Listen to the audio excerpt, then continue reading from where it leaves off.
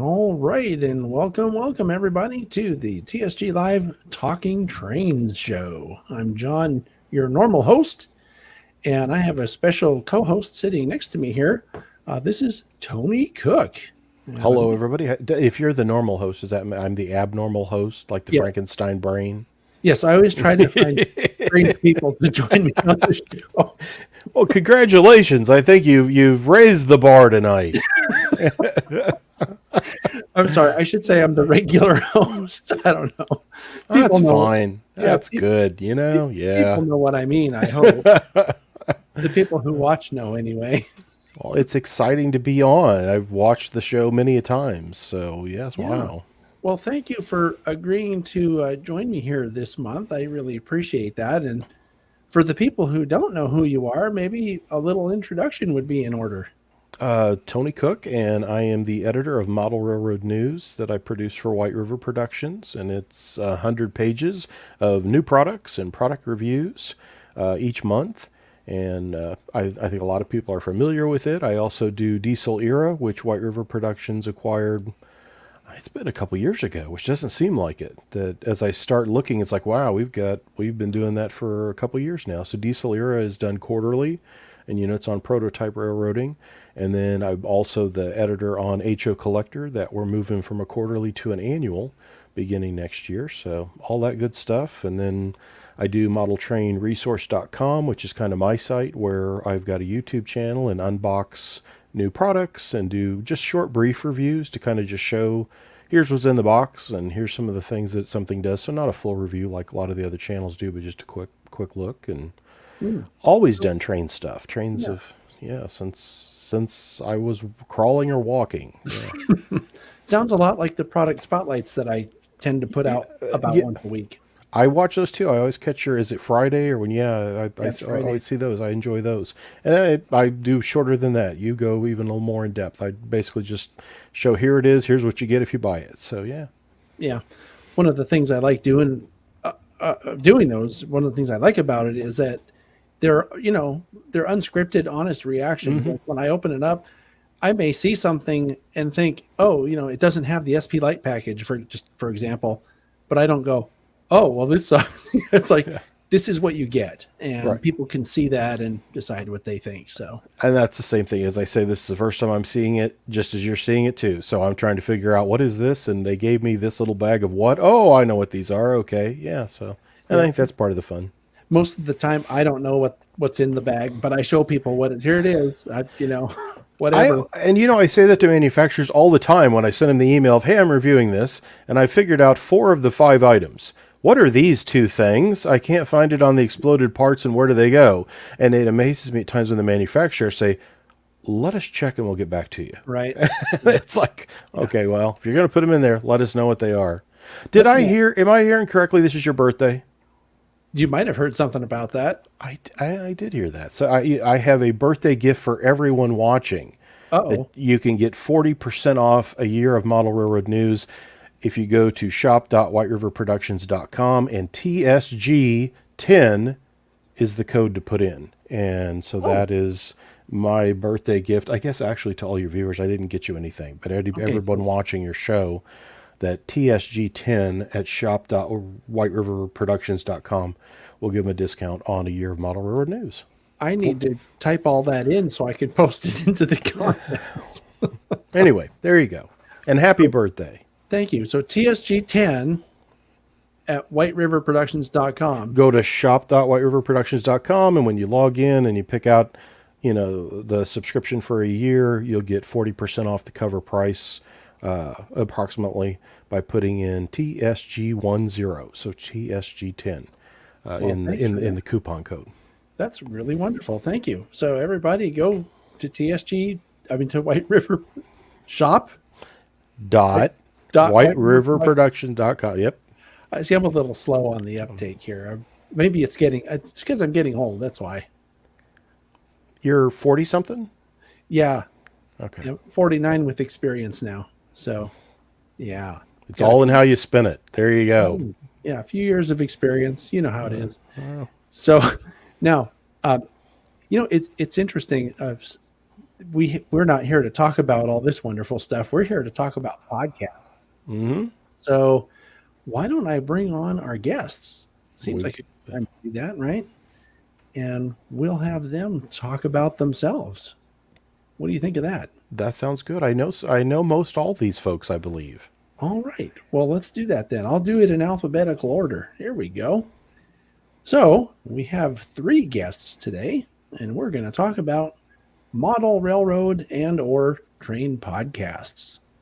So why don't we go around the table here? According to my screen, it looks like Ray Arnott is first. Then we'll go to Thomas, and then Andy. Andy, I put you in order, and then it put you last as I'm looking. Well, he is the second section. So Right here, let's make him. There we go. Now There. he's the second section. I'm going across and then down like the way we read. Okay. So Ray, it's all yours. Why don't you talk about your podcast, who you are, or what you do? Well, good evening, everybody. Glad to be here and in a room of great folks. And again, happy birthday, John. That's phenomenal. We landed on your birthday and get to spend it with you. I'm the host of Around the Layout podcast. We're a weekly one-on-one interview podcast where we talk to model railroaders from around the globe and get to hear their stories. It's a lot of the why of their model railroading that we get to learn. And then in addition, the guy that's my neighbor that way, there we go, flip the camera around, Tony Cook and I do a monthly podcast called What's Happening in Model Railroading, where we talk to newsmakers in the hobby, from manufacturers and hobby shop owners and a whole lot more. And then we get to talk about the latest news that is happening in the hobby as well, including new product releases, etc. So that's about the round of it, about Around the Layout. Cool. I guess you're next, Andy. All right. I'm Andy Dorsch from the Second Section podcast. And I'm one of the co-hosts. My co-host Mike Ostertag and I do I'd say every other week, we do a live stream on YouTube where we talk about various topics in the hobby. And we do a little bit of news and stuff like that. But lately, we've been getting a lot of great guests that have been sharing their layouts with us. And we also, one of our more recent shows, we had Bob Frischella do rail fanning of St. Louis. So we cover topics, not only just model railroading, but we also cover the rail fan and railroad aspect. And we have marathon sessions. Our live streams tend to go anywhere between 2 to 3 hours long. And then we also do a little bit of side content too, with shorts and a handful of other one-off videos on the channel. So yeah, every other Tuesday, 8 p.m. Central Time. Very good. And by the way, I should mention before we go to Tom here, I've put links to all 3 of these folks' podcasts in the description of this video. So if you sound like you're interested in any of them, if you haven't watched them before, I've actually watched or listened to all of them at some point. So just to make it easy. Was that it, Andy? I jumped in there. It sounded like you put a period at the end of your sentence. I did. And I'm Midwest awkward too. So yeah, you kick it right over to Tom. Okay. Kicking Tom now. Yes. Well, hello, everyone. Happy birthday, John. I'm Thomas Gazier from the Twin Cities Division. I am the co-host of the Crossing Gate podcast, and our podcast is a group of modelers that we get together and discuss a certain topic. It started from, let's say, after an operation session or after a show, and we focus on the social aspect of the hobby, and we have up to 6 or so people on and pick a fun topic that hopefully everyone can relate to in the hobby world. And we decided to put it out there. I'm glad they're still volunteering to talk to me. So yeah, I think yours, Tom, might be the first one that I became aware of, because I had Mike Jordan on my channel 2 or 3 years ago to talk about his produce broker, and I was just really fascinated by it. And he had mentioned that he was on it, and I listened to a few of them because I knew him, and I actually found myself listening to it a few times, which is really unusual for me because I just don't have time to listen to everybody's stuff. So Yeah. So thanks for everybody. Thanks for joining us here. And we want to talk about, what are podcasts and what value do podcasts bring to the listener or viewer. And again, we can go around and just start our discussion that way. But I also want to throw this out to the audience as well in the form of a question, like, why do you listen to or watch podcasts? I'm very curious to hear what our viewers think about that, and that will also probably provide some stuff that we can discuss. So you guys can take it whatever order you want it in. I think there's a podcaster here who didn't introduce their podcast. Oh, Tony, you have a No. podcast? Oh, me? How about- Yeah. Oh, well, I mean, we're on my channel, so I assume people watching my I channel. think you should say it, 'cause I think it's important for the conversation. I appreciate that, Ray. Yeah.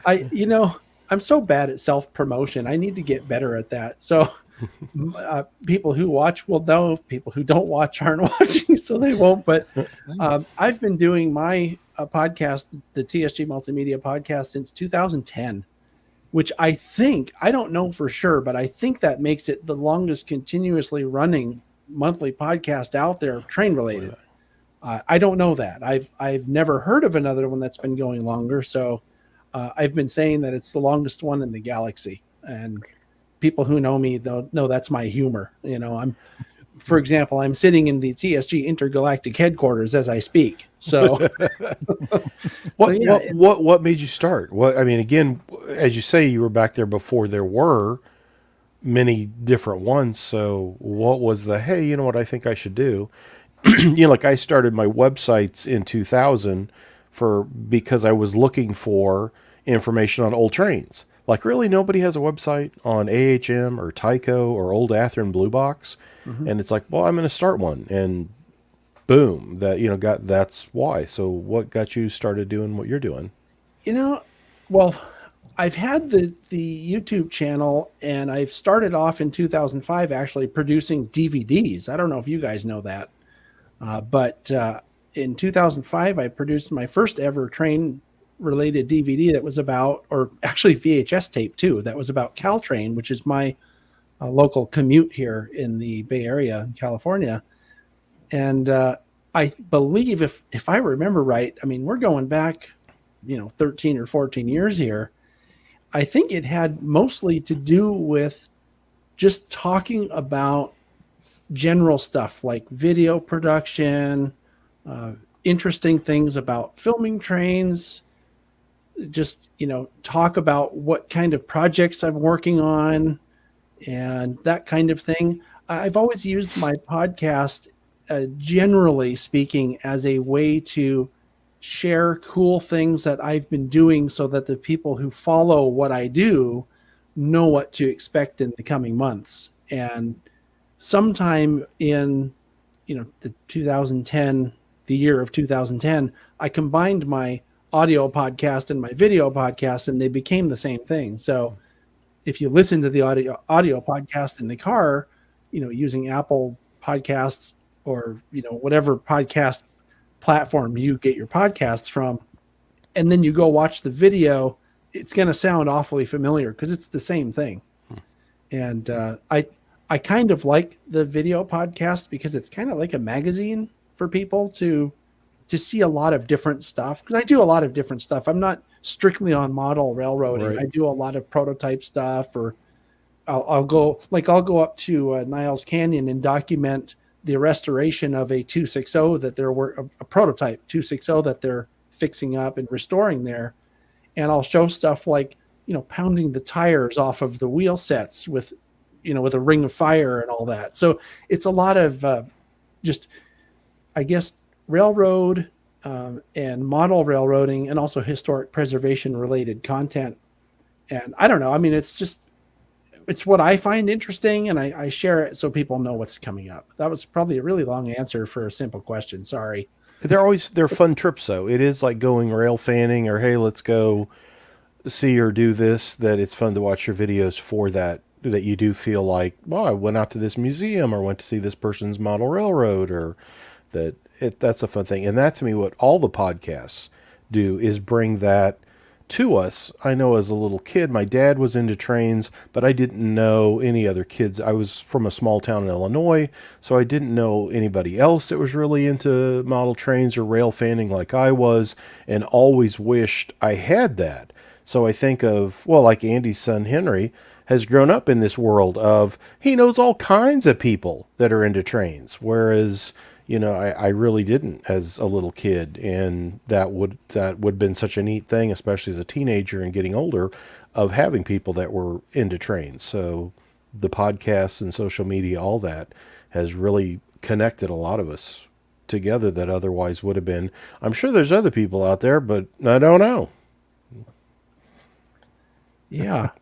It's interesting too that you mentioned that, Tony, about bringing people together. One of the really cool things I've found throughout, the years of doing what I do is it's the people. I mean, I really have always enjoyed meeting interesting people or nice people, and I have made so many friends just going to make videos about what they do. And these are friends and even supporters now on Patreon that I didn't even know them before. And so, yeah, it's interesting. And I do think that at least one of the things that I enjoy doing is bringing people together, where if I know you would benefit from talking to, one of these guys, but you don't know each other, I would send you and that person an email saying, hey, you should meet this person. And they become friends too. It's one of the great things about what we do. So yeah, I see what you're saying.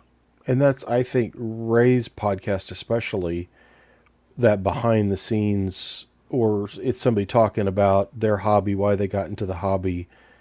And at least from my end, because I'm into products and collecting and all that, I always enjoy, like he said, Matt Stern from Bachman and Jim Wiggin from Athearn. It's fun to see these guys that we know they're in the industry, but is it just a job? Is it just something they do? Or are they into trains as well?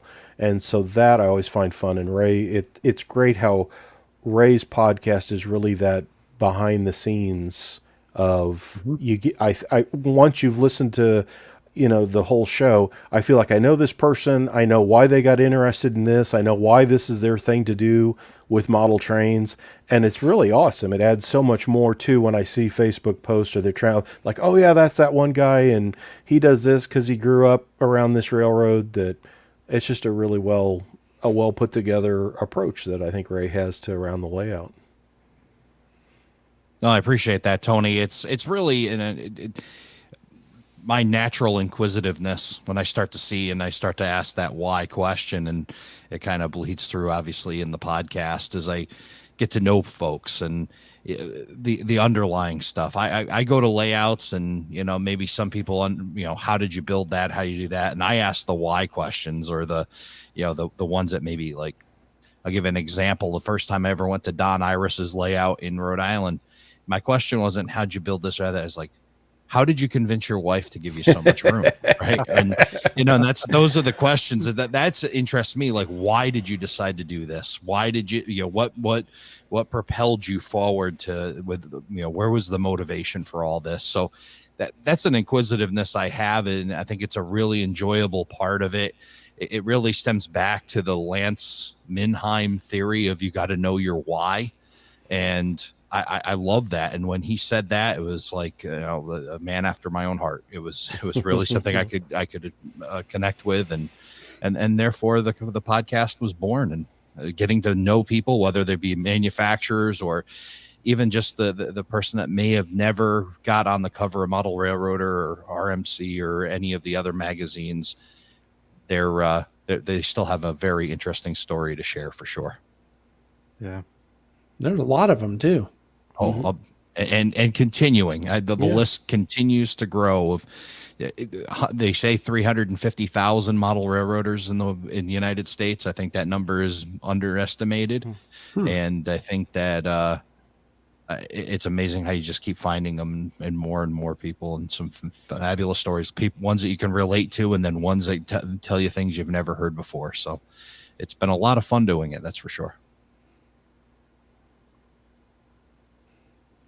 I think we're waiting for someone else down at the bottom row to talk. Down at the bottom. Yeah, I'll jump in. I think to kind of maybe follow the theme of the why, that like Mike and I started our podcast with the second section was Mike and I have this common passion where we want to, help model railroaders become better, and give them inspiration, and essentially, help them along their journey. Because when we were getting started, and it was kind of touching on what Tony was talking about, we didn't really have a lot of resources available in terms of mentorship, or just I guess an outpouring of information that we could essentially harness and then make our model railroading skills better. So one of the one of the big things that we try to do is we like to bring in other people, and Ray and I have always joked about this, is that Ray talks about the why, we talk about the what.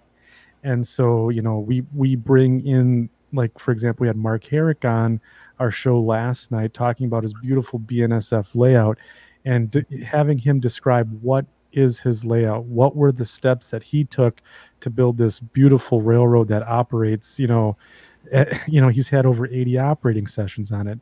And we like to give out that information to our audience, that they can take the little tips and the little bits and bytes of information, say, oh, okay, so that's how we do that, or that's how we painted this locomotive or weathered that, or that's how we set up this DCC system.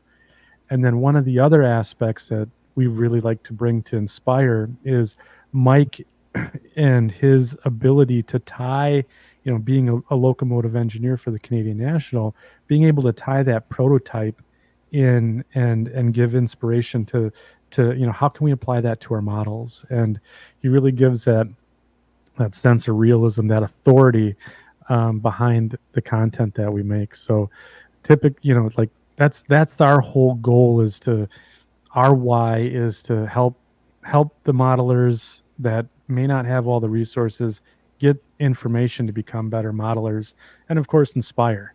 We want to perpetuate the hobby because we love it so much. And the workbench thing, I know you guys do the and it seems funny, but no. And like, I contributed to what's on your workbench. And of course, my workbench, as you see behind me, because of the magazine stuff, a lot of times I have nothing on there because I might be I've got a light box, but so all these guys with all their intricate stuff and all this, tools, everything. And then my picture was, I think, just like the Rapido U25s sitting on a white, and it's like, oh, I've missed the point completely of what this is. I don't even have any taco sauce sitting out that. Yeah. So I'm working on it. I'm trying to improve this situation. Yeah. And I mean, we can, if you watch our older episodes, we give tips and pointers on how to improve your workbench situation. So, where you can add taco sauce, or some of the other, I guess you could say, inside jokes that we have on our show. But that's the other thing, that we want to make it fun. We want to have a good community, and we're very fortunate with our audience that they play right into it, and they're just fantastic. It's we do it for them. And and again, like I said, that workbench thing, it's funny, but as I sat watching the last one you had after Bob's slideshow, there were a handful of things I'm like, I got to remember that. That one where the guy had the sponge, and I've seen that before, where you cut the stuff out to hold, like, your Solvaset or Microsol, and somebody had done something with those, and I can't remember what they did. I'm like, that's that, but look how he did this. That's smart. So again, just looking at somebody's workbench, you come away with, I got to remember that. I got to go home and cut up a piece of styrofoam, because that's a real helper. Yeah. This little bottle seems to be the tippiest little bottle in the world, isn't it? It just somehow seems to find itself horizontal. It defies the laws of physics. All the center of gravity is in the top, and it just right over. I think if you looked at it under a microscope, it's actually, it probably is. We can examine. Let's look at it. Yeah, they're still laughing at the fact. The microsol illusion. I think there's a new sponsor for my podcast. But and Andy and those guys put up great points. I think, like, Ray does the why, and Andy said the what. I think the crossing gate is we bring the experience, right? I think that we try and resonate with other modelers, who value the social aspect of the hobby, who feel like they want to feel included. Everybody wants to feel included, and you want to feel included in a small group.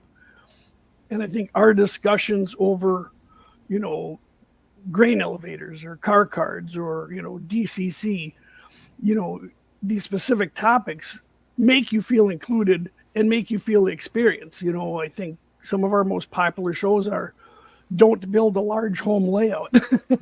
And we bring in people who tell you, what they've done with a large home layout or with a helix or whatever, things like that. So, I agree with that, the why, the what in the experience. And I do want to apologize for the taco sauce. So that goes back to me and William Sampson, if you guys don't know that. So Yeah, we giggle every time someone says that, and I've had people talk to me, "Hey, do you got tacos?" I'm like, I invented it. Don't worry about it. Yeah, and what is that for the people that don't know that? Because as I watch that, I use now, like on Andy and Mike's show, guys will put the packets or the tell us for the uneducated, what in the world does taco sauce have to do with model railroading?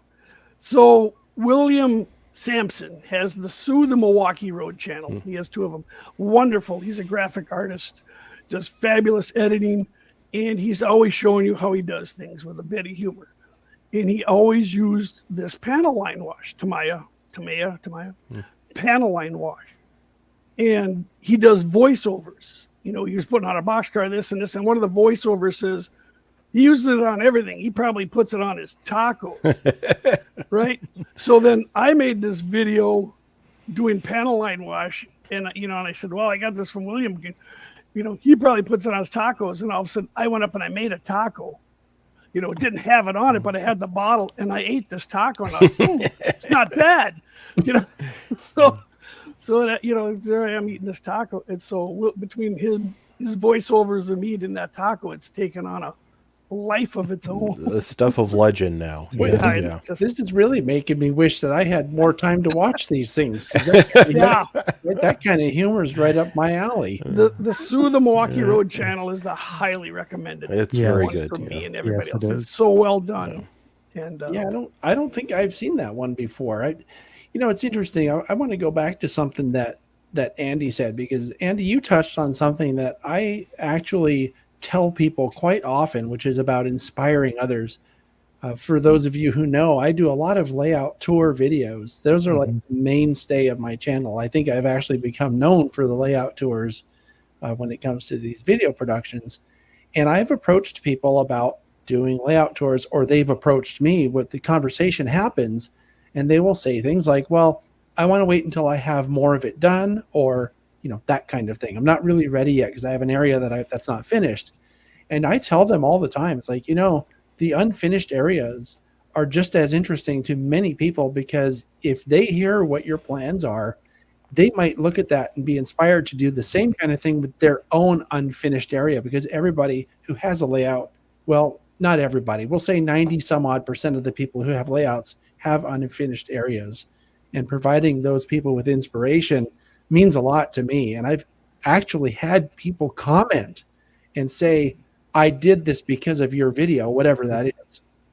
Like another one that might ring with you guys or echo with you guys is the SD40-2 build that I did over the course of 3 years with the guy that I was doing the videos with before, who's a very, very talented plastic model railroader. He super detailed this. I think it was an Athearn Blue Box or a Kato or something that was not really detailed, super detailed it with all these detail part, brass and other detail parts. And I've had a lot of comments from people about that. It's like, that really inspired me to do it. And it's like, that's why we do it. Mm-hmm. That was a big thing that just grabbed my attention. I should have, people get inspired by things that you don't expect them to get inspired by quite often.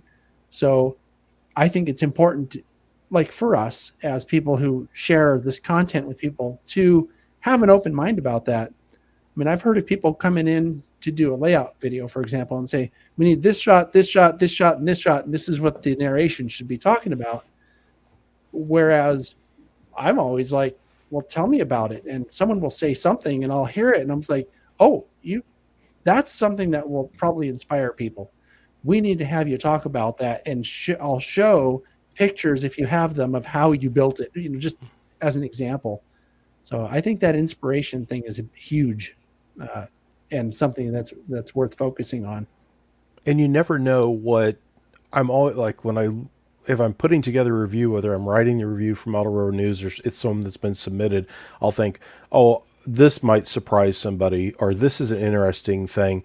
But then when I get emails or letters after, I'm always surprised by, this was something that somebody noticed that maybe I missed, or this hit them as more important and I thought this was more. So everybody has a different take on things and different takeaways. But again, you get all that. There's so much I get from the feedback end of it. And same with like HO Collector and collecting old trains. It's always fun to have somebody say, yes, I had this, and have you ever seen this? I never knew, but now after reading your article, I figured out this must be part of this group, and just kind of putting all those puzzle pieces together. It's very gratifying to see that and be part of that, to know that this made somebody's hobby more enjoyable, or they figured something out that, wow, I didn't know that. Thanks for sharing that. And same, reverse, I get the same thing. I learned so much stuff. Yeah. Another thing that's kind of cool is tips and tricks, right? There are a lot of tips and tricks, and nobody comes into any hobby knowing that stuff.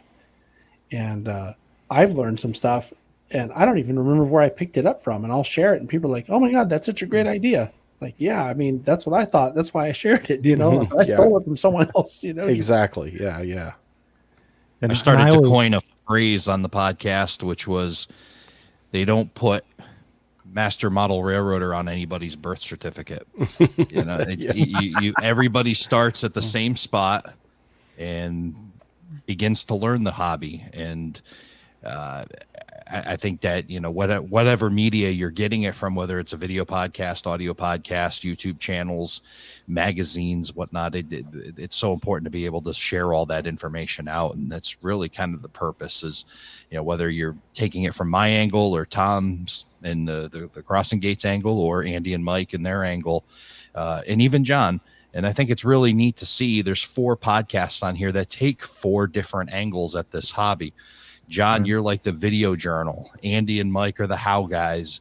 Tom, you guys are like you said, the experience and the debate guys, because you guys will have a lively debate and throw ideas back and forth. So it's really that nice round table that you get a variety of different information from, and then me with the why. So again, it's really great to be able to have multiple different approaches. You don't have to listen to just one approach. You can try to learn your own way through 4 or 5, or now in the golden era that we're in, a multitude of different ways of learning and getting information on the hobby. Would you guys go ahead. Would you guys all agree that scale doesn't, I don't think, I get that feedback from Model Railroad News, and I think from the podcast you guys do, I think regardless of scale, and even at sometimes whether you're into prototype rail fanning more than model trains or vice versa, I think there's something to be gained out of all of this kind of information. That's like, well, I'm an in-scale person, so I don't listen to, again, I get that from Model Railroad News, or somebody will say, well, I'm in scale or I do this, but I always read all the reviews because I'm interested in what you say about the prototype. And I feel like the podcasts are that way, that there's podcasts I tune into and the person may be an in-scale person or this, that, or the way. It's like, well, that's not my exact thing, or I'm not into narrow gauge steam as much as, diesel era stuff. But I think that you kind of gain that stuff, or gain that knowledge, or find things out that it's like, well, that was interesting. That wasn't my area of real interest, but now I'd like to pursue a little more and find out more about that. Yeah, I agree. I think scale, if it hinders you, that's on you. I think I've learned more from the military modelers about painting and weathering than I have from the model roaders. And going back to John, where you talked about passing on ideas, I like Ray's line. The one I always use is, if you steal my idea, you've stolen twice, because I learned it from somebody, from Tony, who learned it from the White River guys. And, I'm just telling you what I learned. And I think that's the cool part about this hobby is I have yet to meet anybody who has secrets that they're not going to share. Yeah. really, really. Yeah. So Yeah, it's Yeah, that's the one thing that we're really fortunate with is that everyone's forthcoming with the information, right? So we've had a couple of guests on the show that like Ralph Franzetti, who he's one of the better locomotive and rolling stock weathering people out there, and he's telling our audience not only the fundamentals and the basics but those advanced tips that only Ralph would know, right? And it's we're lucky that we have such a community that we're all willing to share and put that information out there.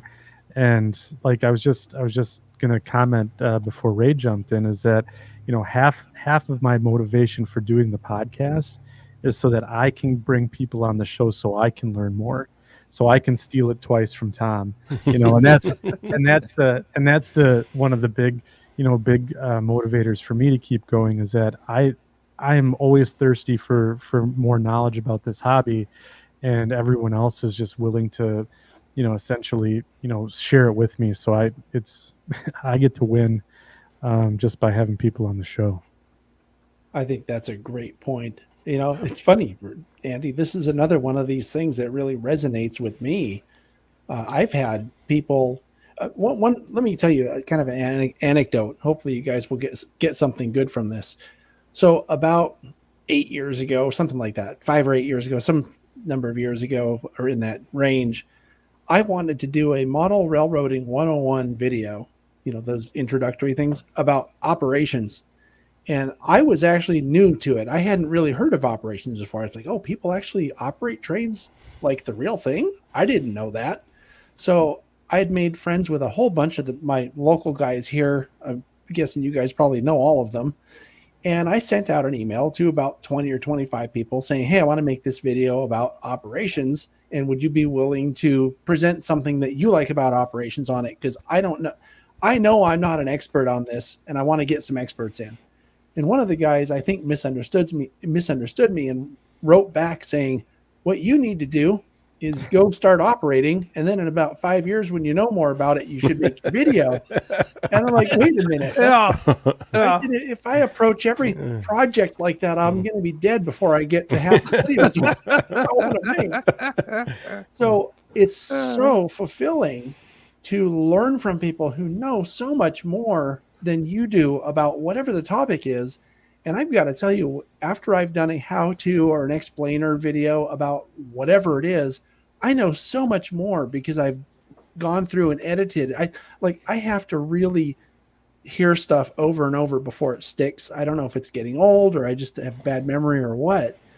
But the longer it goes on, I think my hard drive is full up here, and I just can't remember anything. So having someone explain something and here's how you do it, and I videotape the whole thing, and then I see it again a bunch of times when I edit the thing. I'm like, oh, so I can do this. Right. And I've actually done like DCC installs and lighting and weathering and all this fun stuff based on that experience of seeing how it's done and understanding how like with weathering, how the material interacts with your canvas and such. And so there's something to be said about bringing those people in and bringing those people on, like we're talking about, because you're going to share stuff with your audience, but you're also going to learn a lot from them as well. And so that's, definitely resonates with me.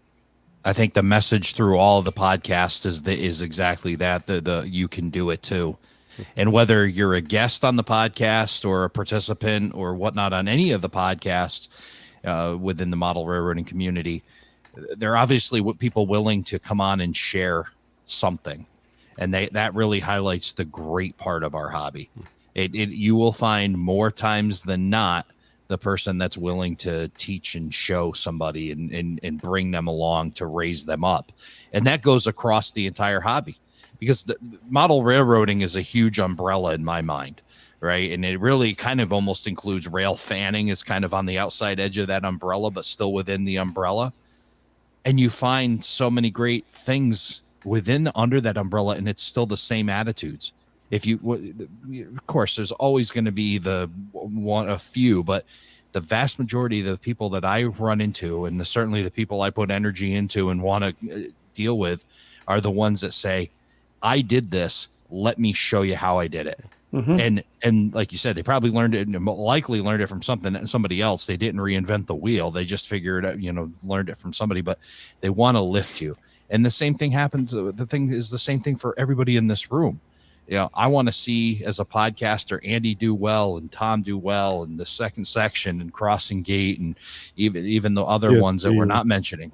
It's just, it's all a lift. It's, Andy has learned not to take audio advice from me anymore, because once he does that, he kicks himself off his podcast. But and Tom and I have had conversations on mics and audio, and we've shared, and it's not just, it's the spirit of model railroading. It really is, and I think that it trickles through all of the different compartments that exist under model railroading. Yeah.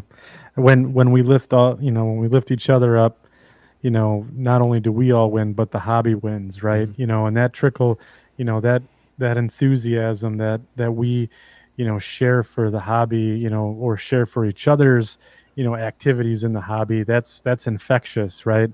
And people see that, and that spreads the sphere of model railroading, right? So the vendors get an impact, the clubs get an impact.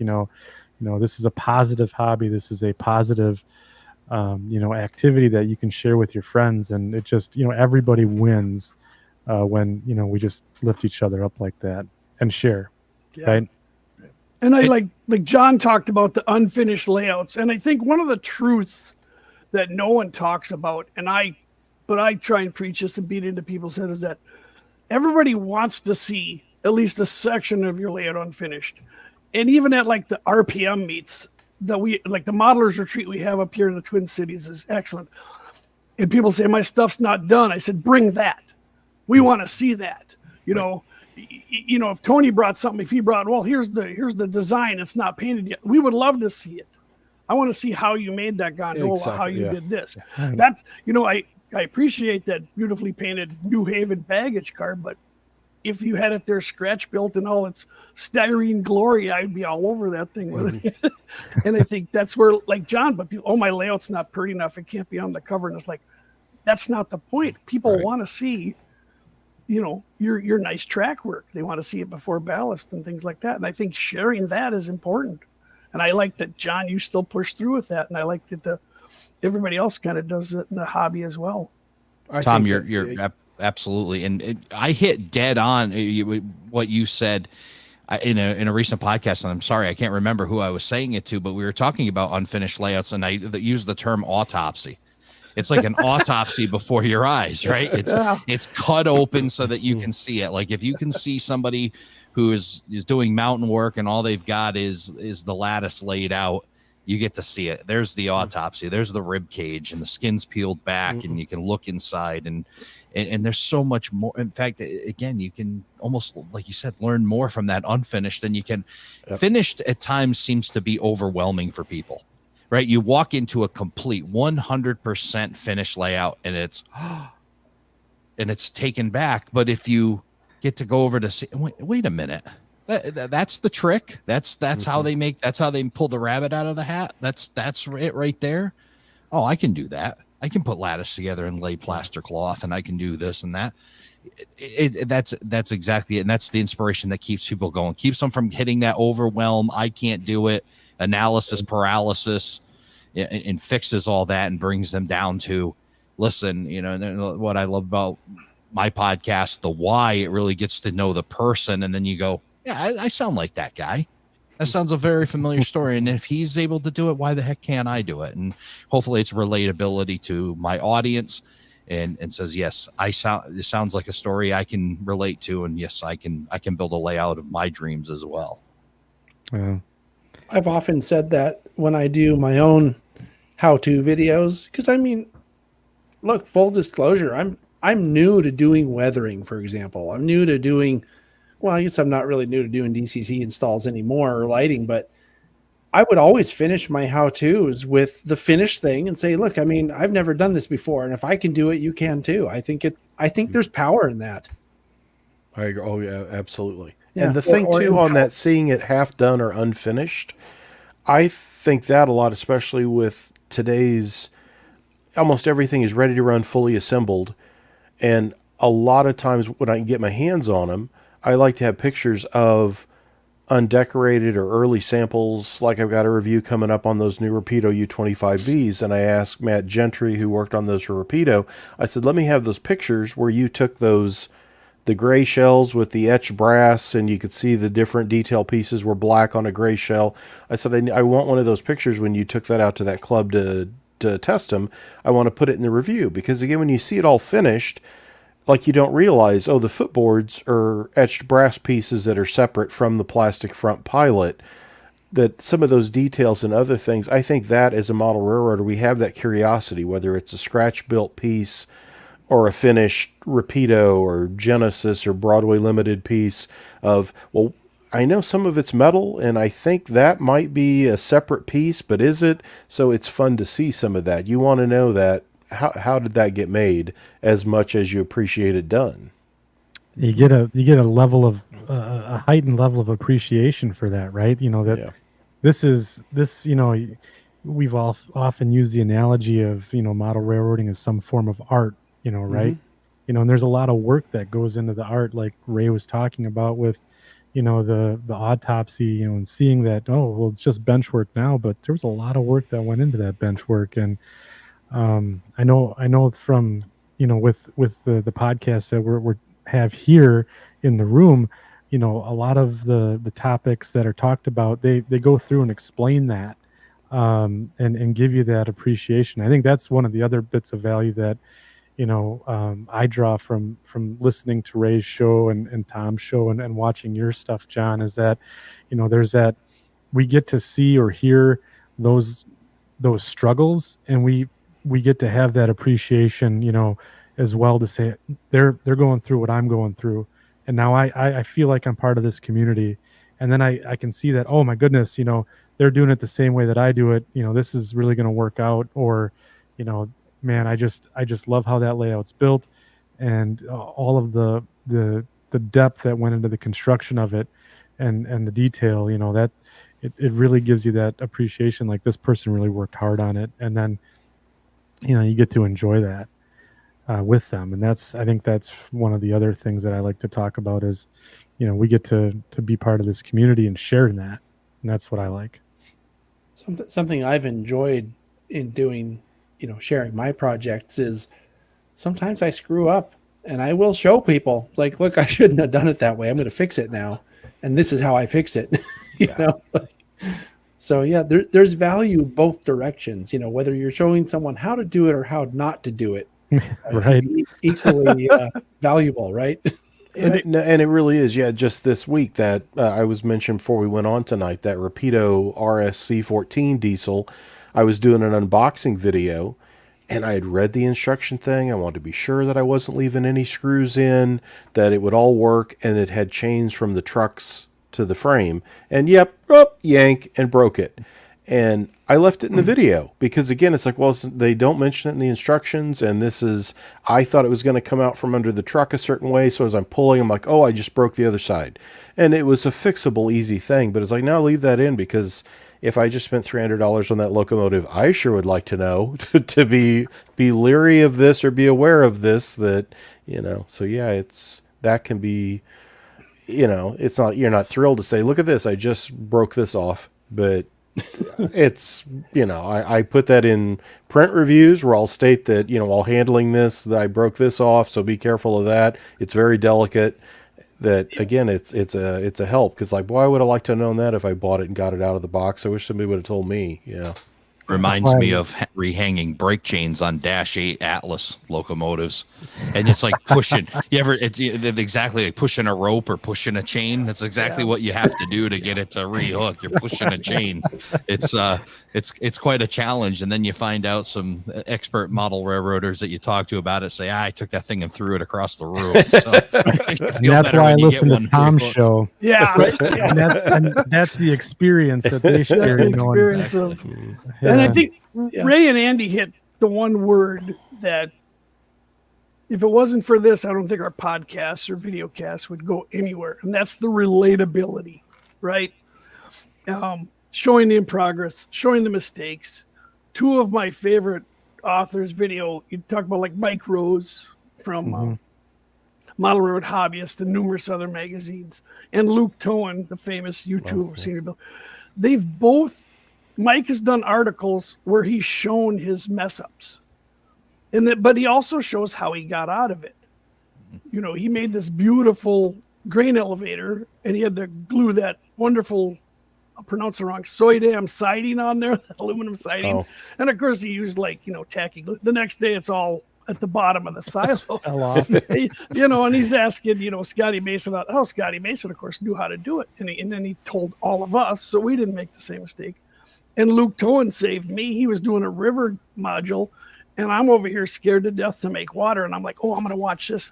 And he pours this 2-part epoxy, but then he showed the next day it just melted his foam base. And he says, do this and this and this. I'm like, 10 more coats of, Mod Podge before I'm pouring water. And I think it's relatable when somebody to me at that level shows you, here's my pile of junk. Yeah. It's like, okay, we're not, 7 steps of separation from, some of these people that are in magazines or articles or videos all the time. Like John said, it's relatable. Mm-hmm. Absolutely. And that Luke Towan example is the absolute reason why you watch the entire video before you start. Don't just get 5 minutes in and go, oh, that's how you do it. Make sure you watch the entire thing, because you'll learn. You push pause and make the same mistake. Yeah, exactly. And then you hit play. Oh, like that. I'm like, like him. Yeah. That's relatability. I'm just like at least you know what to expect when it's. Yeah. I've done that with like cooking videos where I start watching. I'm like, I think I could do that with whatever. And then I just go into the kitchen and it's like, oh man, that didn't come out right at all. And you come back, hit play, and they're like, now be careful, because if it's too hot at this point, it's like, okay, 2 more minutes and I would have not ruined my dinner. But oh well. Here's a pro tip. That's why they have the little thing at the bottom that's watch at 1.5 or 1.75 or 2 speed. Something else that someone mentioned about, getting some, I think it was you, Tony, mentioned about getting something and you pull it out and you break it or whatever. I do the same thing with my product spotlights, but it's usually not me breaking something. It's usually a loose piece in the box. And I'll show it. It's like, look, this came off, I think, during shipping.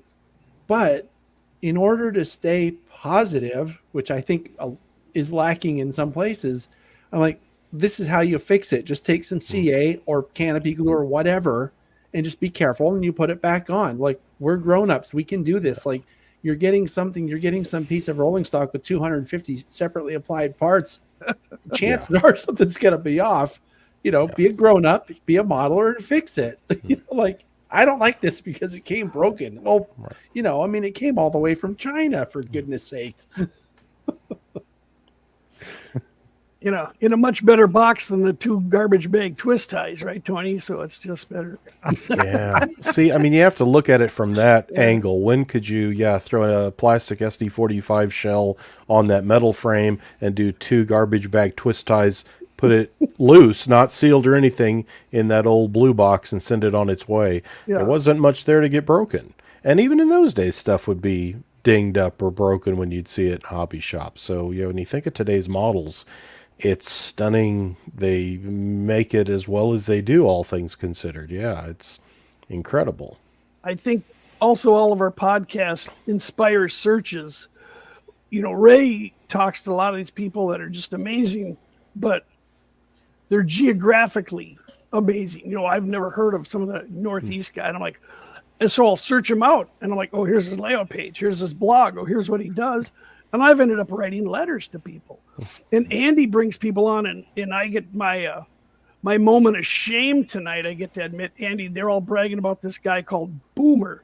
He's on the show. I'm like, I have no idea who this is. And I was just getting troll letters. I'm like, well, how do you not know? I'm like, well, he wasn't in my wheelhouse, And I'm like, oh, now I know this guy. Now I know this. It was the one with the St. Louis rail fanning.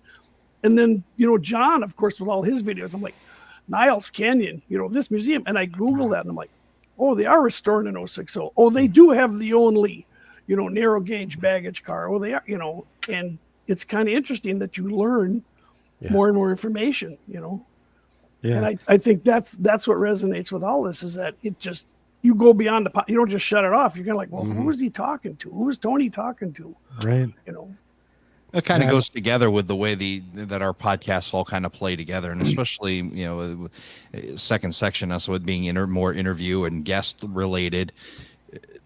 And I'll give an example. We had within the same week Marty McGurk, and Mike and Andy interviewed him just after I had talked to him, and it was perfect. It was like it really worked well together, because if anybody listened to my podcast and then went to second section and listened to that, you heard two totally different things. I talked to Marty about being on the dock in New London and seeing submarines and CV and, and then, how that inspired his life and how it moved him forward. Mike and Andy were like, hey, how'd you build that building? Or why'd you put it? It really tied together. It was like a continuation. It went from, okay, we got to know Marty McGurk and who he is and his path forward. And then Mike and Andy took over from there and then found out how he created what his Central Vermont layout. It really ties. And I think that's what's really enjoyable, that you can have similar or the same guests. Mark Herrick, again, Andy and Mike talked to Mark Herrick last night. Mark's a local friend, and I had him on the podcast. But other than some overall summary things being repeated, Mark and I didn't have time in an hour to walk around his layout. But Andy and Mike, with the video aspect, that's a perfect avenue for Mark to be able to put a slideshow together and have pictures of his layout as you walk around it. It just works well. So it's so neat that you can continue that, and then you get to really know these people from all walks and all around the world. And I'm babbling on here, but I do want to share one thing that you were saying about Northeast. If anybody, I started the podcast with 3 people, and if you ever start a podcast, here's the easy layup, right? Interview your best friend. That's the easiest one, right? That way you get comfortable and you get to figure it out. So I got to interview Joe Mammy. Then I brought on Corey, who's another friend, and then Mike King. But then everybody's like, somebody put up on there, yeah, I like listening to Around the Layout. It's a great Northeastern U.S. related. I was like, I'm not trying to, So episode 4 was Sydney, Australia, and Paul Kassar. I had to go all the way around the other side of the world just to prove that I'm not a New England-based podcast. Showed that guy, didn't you? That's right. Went around the place. Episode 5, I probably interviewed somebody from downtown. So, well, he did interview Dan Dosa, so he had to come to the Midwest for a little. They'll never say that again, right? Yeah. They'll never say it again. I will say though, I really appreciate your approach, Ray. I can tell listening to your interviews that you make your guests absolutely comfortable. They will tell you anything you ask them, and you're really good at that. That's something I've really appreciated about hearing what you do. So I appreciate that. I take the word guest to heart. They are my guest. They're my, just as much as if you guys all showed up at the house. How would I treat you when you come in the house? The same way. You're in my house. You've, and really in a lot of ways, because of the whole virtual thing, they've invited me into theirs. And I would never want to embarrass a guest. I never set them up for failure. I always want to make them feel the most comfortable possible and hear their story and spin it in a light of positivity. 100%. It's more fun that way. That's how it needs to be done. I mean, I've been on the other end of conversations like the opposite of what you're talking about, and that's like, why do it? Why even do it? Right? So, guest in my home, and I know that the other gentlemen that are in this room do the same thing. Exactly that. You treat them like a guest in your room. Now Tom a little different because he knows those guys pretty well, and he can. Yeah. But that is, let me tell you, if I got the floor here, the Crossing Gate and their level of humor, and the sponsors just absolutely crack me up, and I just can't wait to hear every time they do a podcast what they're going to come up with. Of course, one of them was something I brought up, and it was funny to hear them spin it with the stickers. But they take such a great approach, and I think we all try to mix in humor, but you guys got it nailed. You really have that camaraderie around the table, no matter who you bring.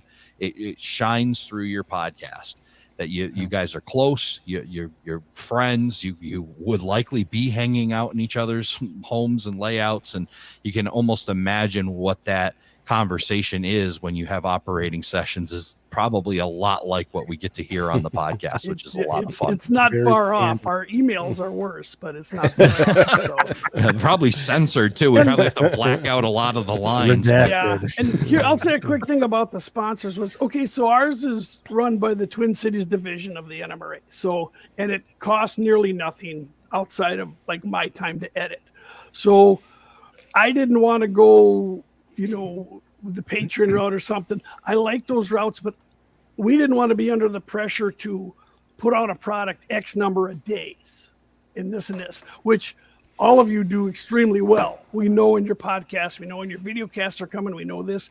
And that's why, people are willing to like honor that and like do this and that. So that's why we don't do that. But I said, hey, we got to do some sponsors and make fun of the tropes in the hobby. And now my wife is tugging on my shirt. You got another podcast? You got another thing? So. Does she come up with those herself, or how do No, I write them. Myself Okay. or Dandosa will write them with some ideas from Will Sampson and stuff. But she just loves them. That's the kind of thing, Tom, that I would love to do, but I just don't have the creativity to come up with stuff like that. But it's interesting, Ray. You mentioned about how Tom's podcast is very natural, and these guys are ribbing each other and poking fun, and it doesn't sound like they're being mean to each other because they're not. Yeah. And that's exactly how it is whenever we get together for our op sessions or whatever social things we're doing. And let's just be honest, an op session is an excuse to hang out, right? I mean, the trains are cool, but that's really what we're doing. I go for the donuts and I stay for the trains and the people, right? Isn't there an ad about that too? About there might snacks? be. There might be snacks. There you go. Yeah. But we have a lot of fun doing that. And frankly, if you didn't know that the people in the room were fun, you'd think they were going to start fighting because of the kind of humor that happens. But that, to me, it makes it a lot of fun. And I mean, you got to kind of have a thick skin sometimes because people will say stuff that it's like, it's a little bit too far, but it was funny, So you're kind of like, whatever, I'll get you next time, Right. Oh, yeah.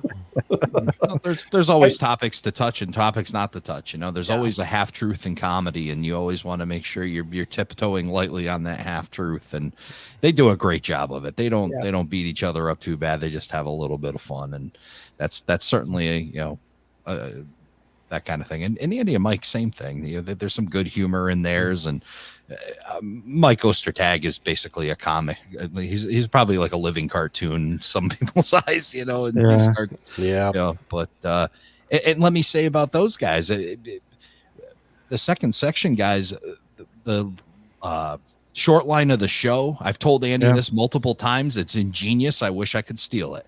It's ingenious, and that really ties into that how, and it goes to a point where when they start talking about this and they start showing aerial photos of some of these short lines, it's basically telling you, here's an idea. Mm-hmm. Look at this. How do you do it? You could just model this area and do so well. It's a phenomenal idea, and it works very well in their format. And I can't take any credit for that. So Mike had a great idea. We were talking about how we could inspire, people to, get into modeling and maybe not necessarily do BNSF or, UP or the big railroads. But what we did was Mike had this idea. He's like, let's go around all 50 states and we'll pick a short line that's not affiliated with any, big parent company, and we'll talk about it. And then we'll show you that, hey, there's model railroad equipment available for this. You can do this on a 4x8 sheet. You can do this on a shelf layout. Doesn't have to be a Chicago to LA type, pike. You can do this, in your bedroom and give inspiration. And now Mike's evolved it so that you give a history of the railroad. You get all of this backstory on it. And then he started to bring in, and it's like, here's a potential track plan that you could use. And people have just been so supportive of that topic, and it's that was one of the things about our show, is that we bust things up into different segments. So we have, the what's on your workbench, where our community comes in, and yeah, sure, there's the comical bits of, here's, just a pile of junk or a pile of, paint cans or whatever on my workbench. But there's also people that are sharing their work. And then Mike had like I said, the idea of, well, let's do a short line or like a rail fan or a real, prototype bit. And then we just recently added a locomotive of the show. It was like the short line of the show, where we talk about a locomotive, and we started out with this GE mate, and it turned out that it's a slug unit, and he went into the whole history of it and how you can model it and what was it used for, and the different applications, and people just absolutely love the information. So we're that's kind of how we do it. But yeah, that was Mike's brainchild, to get people inspired. That's a really cool idea. I didn't even know about that. Yeah. I think, Andy, your show has evolved from, the beginnings. I'm jealous of two things. And one is you just do it live. Ray and I have talked about this. You guys fly without a net, which is scary, but you don't have to edit for hours like Ray and I sit there. Yeah. So we are jealous of that. And I like that you've evolved from like, hey, we're going to get people involved. Facebook, show us what's on your workbench, to we don't care what's on your workbench. We just want to see the mess around your workbench and give you a prize and doing things. I just love that the evolution of including everybody is now a challenge and thing. But I do have one question, since I gave up where taco sauce comes from. Where does greasy meat hands come from? So I missed that episode. So the greasy meat hands was, we were talking about operations, and it had to do with the snacks at an operating session, right? And we were talking about, like, we have this beautiful tangent rolling stock, and there's someone doing a switch move, and they've had 3 pulled pork sandwiches, and they just and they didn't wash their hands after the lunch at the operating session. They just take their greasy meat hand, and then they move the car around, and they leave fingerprints and stuff on it, and then they got a coupler lift bar that they end up ingesting, and that type of stuff. So then, especially good on the black ones. Yeah, right. And it's just, and then it just someone in the chat, because we do this live stream, right? And there's always characters in the live stream chat, like Split Rock. He's one that is always trolling us. Yeah, I heard of that guy in my streams too. That guy over there, and Ray, he'll come in and troll. But it turned into this, like, I guess, this little inside joke for our community about greasy meat hands. And then I think it was Paul Scott, one of our other viewers, and he says, "Oh, it's the Greasy Meat Hands band." Yeah. And so then that's where the Greasy Meat Hands came from. And then Will Sampson kind of got in the fun, and he made this like this short little loop about greasy meat hands, and picked on me about it, and then we just ran with it. Yeah. Just having fun, right? That's what it's all about. It's good when it happens organically like that. I know John's done that a lot. And Ray, I think then you're being successful and you're striking a chord, and it's relatable when things evolve, and the members of your people who are listening or watching can chime in. Andy and I quite often find ourselves, we'll have a conversation, we'll throw ideas back and forth. And one of the things, as we were chatting, I asked Andy, and I said, "What do you think the number one thing going for your podcast is?" And Andy had a couple good answers, but I answered one that I believe the biggest thing the second section has going for it is the interactivity that's available by doing it live. And same thing with you, John, with this show here, with folks chiming in and being able to put comments in and have that interactivity within the people is something that's a very strong piece of the second section podcast. And it's enjoyable. Now, some of us can't quite hang in there the 3 hours anymore, but especially here on the East Coast, you guys start on Central Time, and I'm already an hour in the hole by the time you start. But it's it's still a lot of fun. You look forward to those. You see a guest and, chiming in and being able to share or ask a question and have it answered and see your name come up on the screen is just a really cool aspect. And they've done an excellent job. Hats off to them for doing it live. I'm not a very good live person. I only do once a month. I do a live. I give the giveaway for the operating crew, and I stumble through that half hour. These guys knock out 3 hours and have become really good at it. So again, hats off to you guys for getting it done. I got to tell you, having the live interaction with the chat on the side is so fun. Oh, speaking of live interaction with the chat, someone was asking earlier for us to go around for us to go around, the three of you guys to go around and tell us about if you were inspired by someone to start doing your podcast, and if you were, who was it? And, how did that inspire you, and what have you done to manifest that? I have added a whole bunch to the question. He just wanted to know who inspired you, but you're the host. You can do that. That's right. I have the button, as they say. Right. That's right. That's right. I'll start.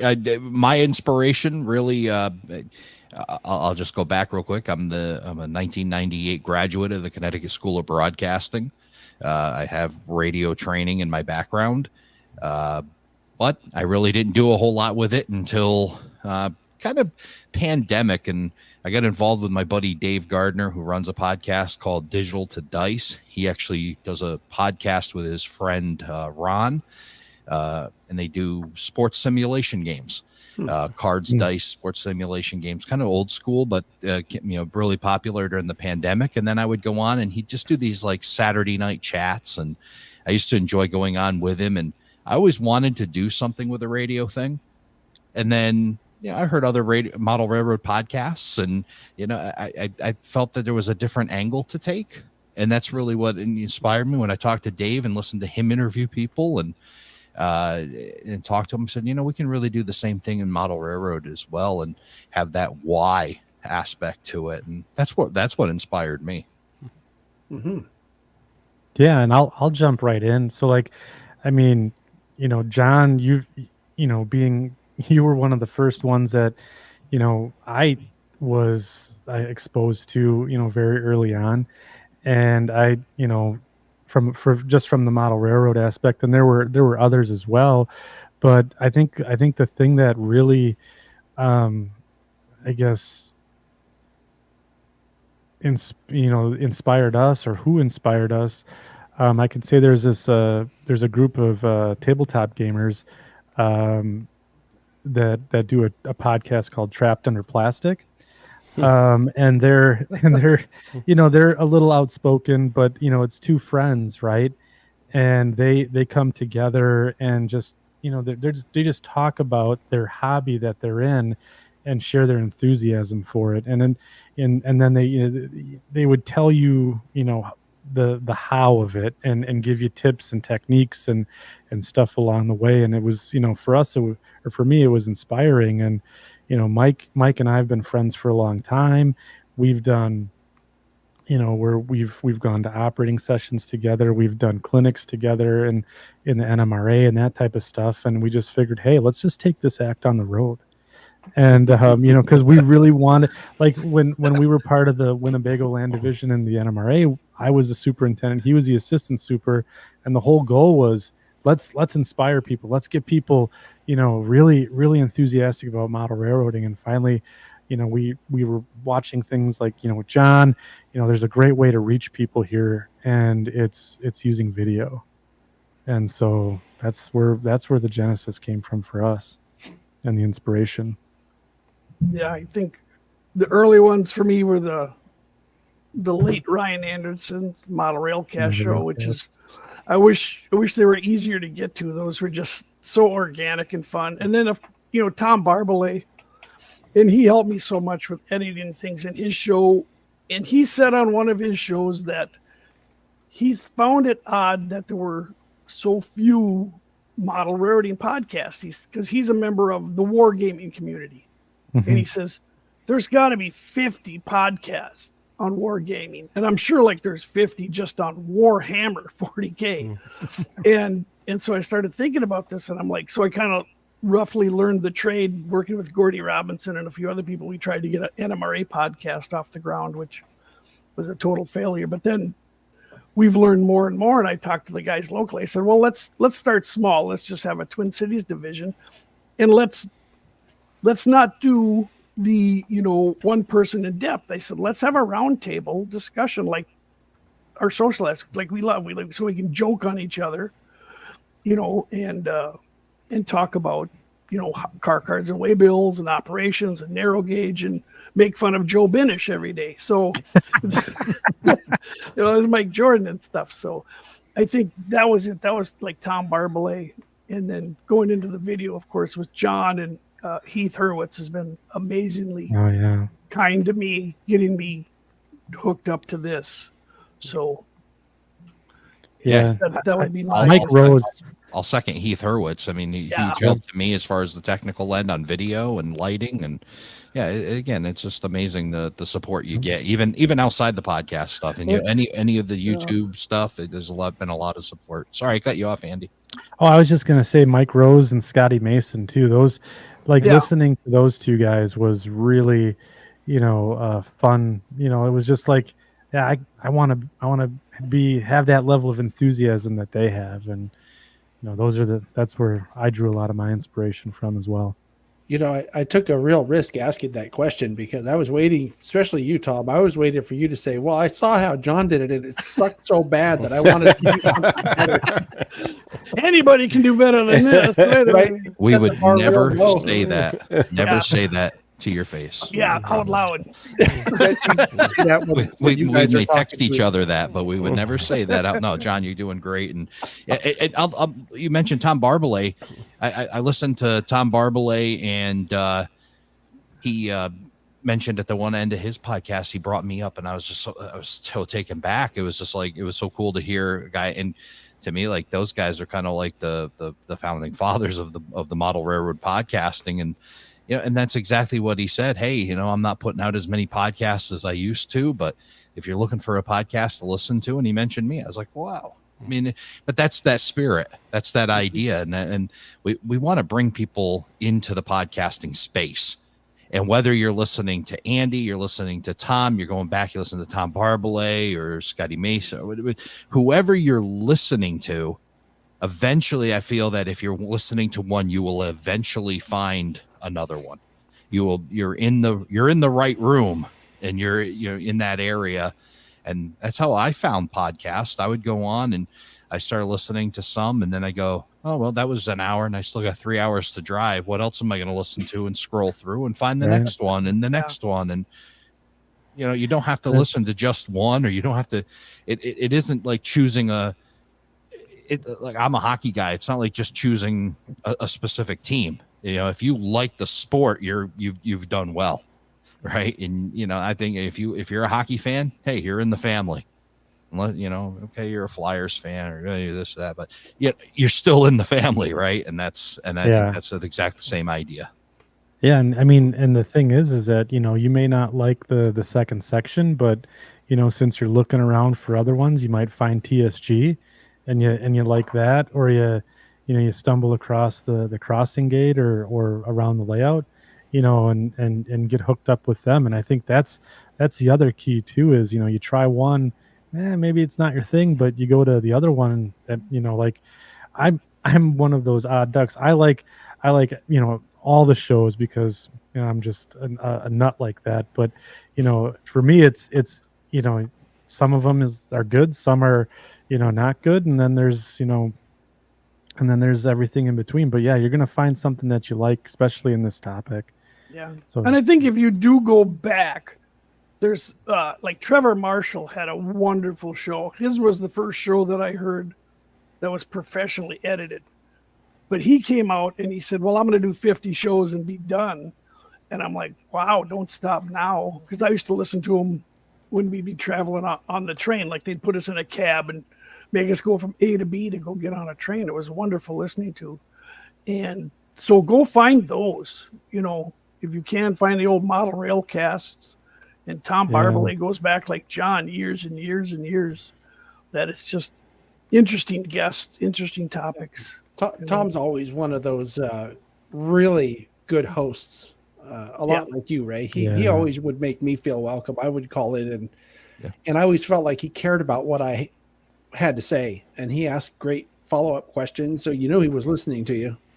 So I have to. I wonder also, what John's water bill is. I mean, my show's an hour. You guys can do it in half hour, 45 minutes. So I'm just wondering do you run out of hot water at some point? I mean, are you listening to us in a cold shower or? Yeah, I saw that there. I'm looking at this question and thinking there must be something going on here. I don't know. There's something definitely very inside, very private, very inside that we don't Ray, need to know about. I mean, Andy, you have kind of a guilty look on your face. Do you know what they're talking? No, I don't. If I did, I'd share it. Andy, you're not listening in the shower, are you?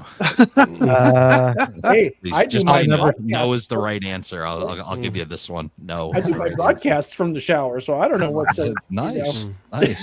You keep your mic on. You keep your mic dry. Oh goodness! And this is it. This is where it goes. Yeah. Now we're off the rails, down the ditch and on fire. Yeah. Well, I'll bring it back around. Around. There you By go. the way, we've been going for about an hour and 20 minutes. My expectation was to go for, hour and a half, hour and 45. If you guys are enjoying yourselves, we can go as long as you want. But we do have to end at some point because I'll have to go to the bathroom at some point. Oh, you can go. Just go, right? You can Here, listen hold in the on a second. bathroom I'll too. cut a Yeah. can right here, But we'll get you banned. No problem. No worry. Yeah, no, I was going to bring it back around and say that you guys mentioned one of my favorite guys in the community, which is Heath. He's been nothing but a great help and, helpful and always there if you have a question or, need something or want to bounce something off of him. I consider myself the president of the Humanity Junction fan club. So I hope you guys didn't want to be president because I already am. Well, you guys have that kind of camaraderie within, I call it you guys. I guess it's us too. I mean, maybe whatever. I don't know. I don't call myself a YouTuber. I'm a podcaster, but you guys had that, what is that, the gathering that you had in Colorado. Yeah. Where you had a bunch of, that's phenomenal. I mean, to be able to, it's kind of that special interest group kind of mentality where if you guys are able to, I'll be honest, I kind of I closed my eyes and imagined all of you guys with cameras aimed at each other, like 20 of you just like trying to do a live stream all at the same time, and there was no bandwidth. But, it's phenomenal. And it's great to be able to share and have that shoulder to lean on, just like we've talked about before. Just like the rest of the hobby, whether you're doing a podcast, YouTube channel on it, or if you're painting, weathering, bench work, track laying, whatever the aspect is, it's great to have people to lean on. And Heath is definitely one of those guys. Yep. Great guy. Here's the other guy. I highlighted the comment from him. My other hero of building community on YouTube is Dave Sparky. I don't even know if I would have been doing live stuff if it hadn't been for Dave. He got me interested and encouraged me to do it, and I've had so much fun. One of the early live streams we did, this is really funny to me. He says, hey, I found this thing called StreamYard. I want to have, you want to go on and just check it out. Let's see what it does, And I went to the website and did whatever signing up you have to do, and I started a live stream.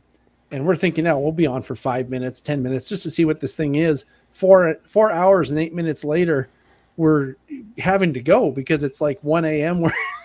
where he lives. And it was like, someone just disappeared. Who was that? Oh, Tom just disappeared. What happened? Tom, I think it froze. So he'll pop Tom, back in. Tom was freezing for a couple times there. I was afraid. I'll watch for him to come back. I'm sure he'll reappear in our basement here. So, but anyway, I've had a lot of fun. Whoop. That's the wrong way to do that. I've had a lot of fun with all of these people, and they're just great people.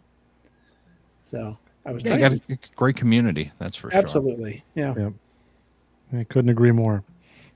And even Heath leading into some of the second section shows, he'll toss it over and sends the audience that way. It's in a spirit of cooperation for sure, and that's exactly the point we all like to make, is we all work together to just bring people in. My show now, it might not be for everyone, but hey, go check out Second Section. Those guys are good too. And if I don't work out for you, then maybe, or they don't work out for you, go check out Crossing Gate, and or go back and listen to some older episodes of some of the older shows that are out there that are still available, or Tom Barbalet, and on and on Mike and on. There's just a Rose lot and of all Mike those Rose, ones. and yeah.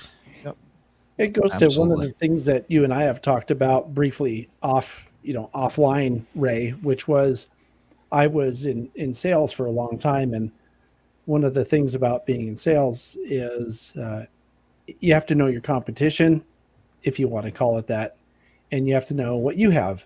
And as an honest person, if I didn't have whatever someone who walked in needed, I knew who did. And I Right. would send them over there. It's like, Sure. go over there. Here's what to expect. This is what to ask for. Yeah.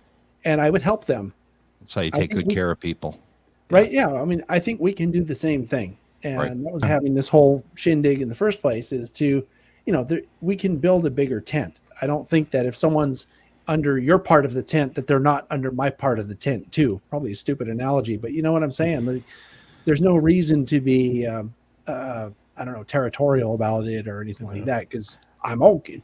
Tony, if you want to listen to Ray and watch my show too, great. And I'll even tell people to watch your guys' shows or refer them to your site or whatever, because aren't we here to help each other? I mean, Yeah. I am. I do subscribe to the theory that comparison is the thief of joy. And the moment that you start weighing these podcasts, or you start weighing your YouTube channel against the next person, I'm a drag racing guy. If anybody's familiar with drag racing, 2 cars going down one, each other, run your lane, run your race. And that's what I do. I run my race. And well, thankfully, I've got a good crew behind me, including guys that also run in the other lane that are willing to help. Mm-hmm.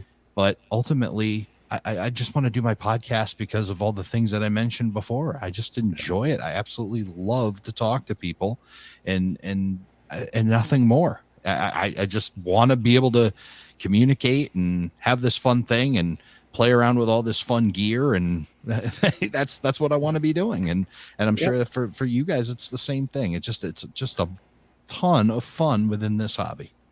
Well, I'm having so much fun with this show that I'd like to do it again sometime. I mean, I really enjoy talking to you guys.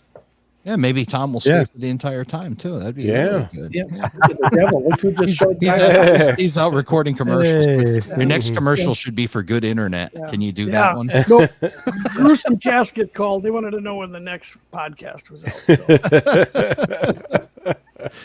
So. Oh man!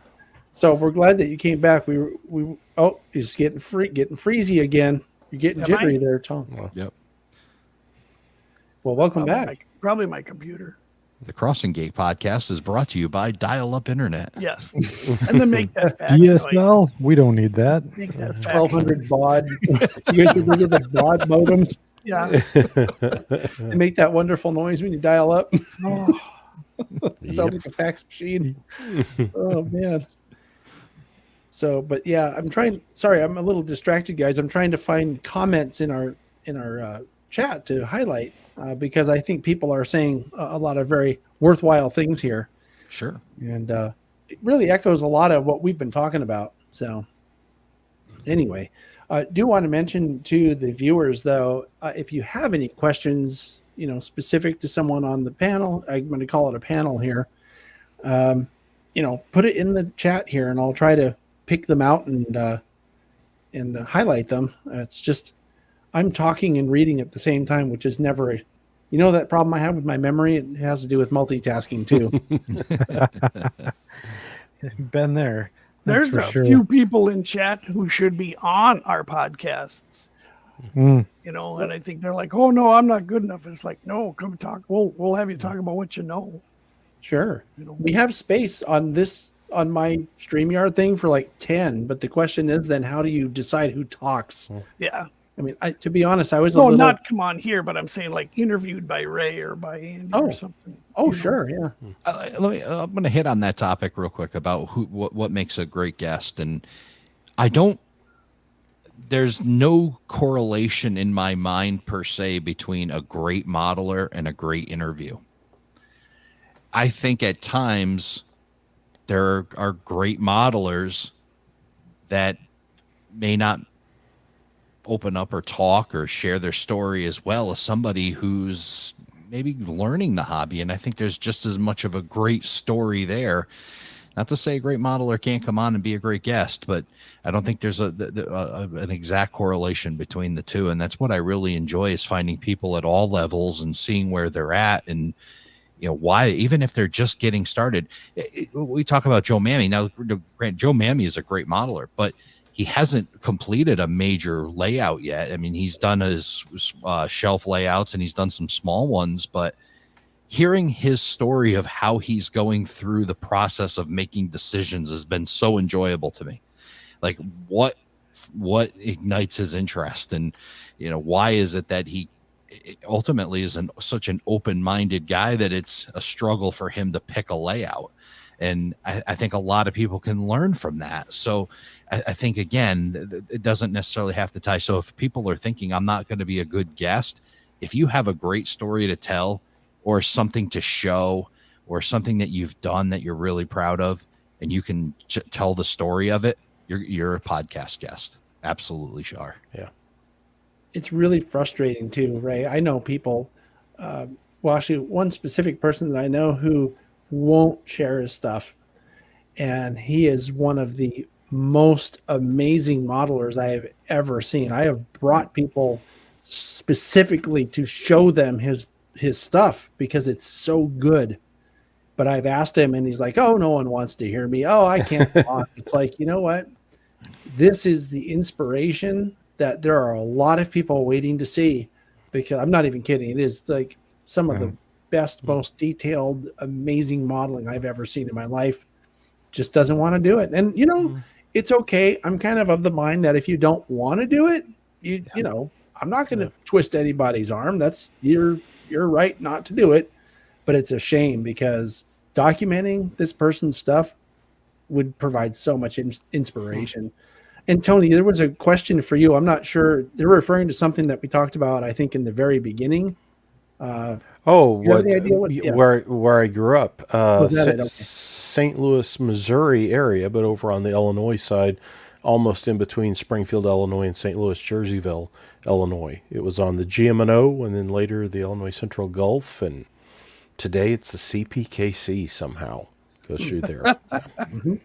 So you would have tied the beginning of the podcast to the end of the podcast, to the show, by saying that you were from Normal, Illinois. I think that would have been the perfect tie. Oh, that would have been good. Oh, opportunity man. missed, but I've been to Normal, Illinois, but no, that's north. Yeah, no, but very good. Yeah, that was clever. Bad dad humor. Yeah.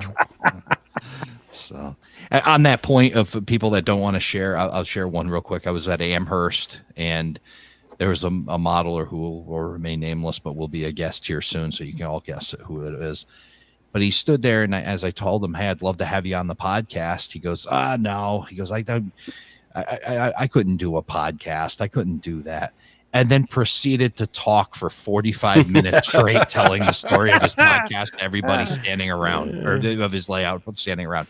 It's the same guy, Ray. Just give me a mic. Just give me a mic, and just let's hold it right here. Just keep talking. This is what you do. And it's like, and you'd make my job easy. It's like it's the podcaster's version of putting on a Stairway to Heaven. If anybody understands, the DJ world, if you ever hear Stairway to Heaven, and Tony, you could probably name like 3 other songs. Inagata de Vida by Iron Butterfly is like 16 minutes. Yeah, if you needed to, I need to go, restroom and get a soda and the pizza guy's here. So you put on a 10 or 12, 15-minute song. Yeah. Yep. That's exactly what those people are. If you get a good talker on your podcast, put your feet up on the desk, kick back, and just let the song play. And that's exactly it's side one of 2112 for me. Right. Yeah. That's Gosh.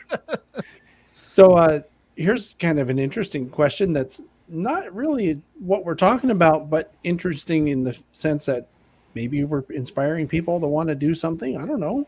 When's the next time you're going to be at a convention? I think they want to know if we're all going to be at one. And I don't know if that would be kind of a tall order, since we're all in different areas, right? Coast to coast, basically. Yeah. But that's not to say, though, that we couldn't do one of those meetup things someplace that's not as far away as all the way out in California where I am, or all the way out in Connecticut, but somewhere in between. Someday. Yeah, I mean, I think Mike and I are going to be. I think tentatively we're scheduled to head out to the Rocky Mountain Train Show this coming April. Oh, cool. Yeah, so Mike and I are gonna make the trek out there and take in all the sights and see.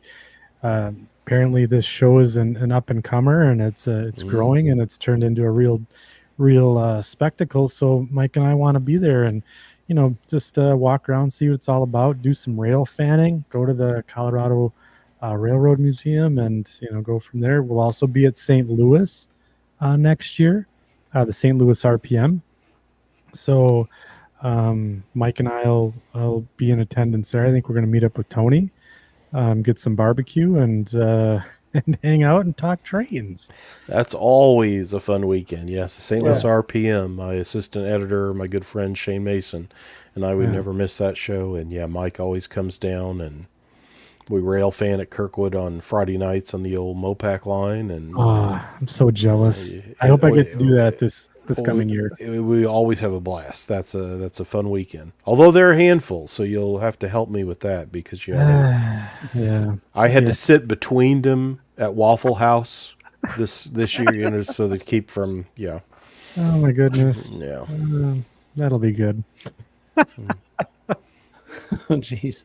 Well, I'm going to go both coasts this year. I finally told the bride I'm going to Springfield just to do it. It's, it's one of those things you have to go to. So I arranged the trip that way. And then I dangled Long Beach in front of her. I said, we haven't gone anywhere, during the showstopper.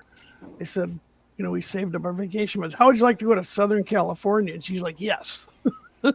So I will be at Long Beach for at least half the week too. Did you tell her it's for the train convention? See, it sounds different when you say, how would you like to go to sunny Southern California with the palm trees, compared to, hey, you want to go to the NMRA convention with me? That's right.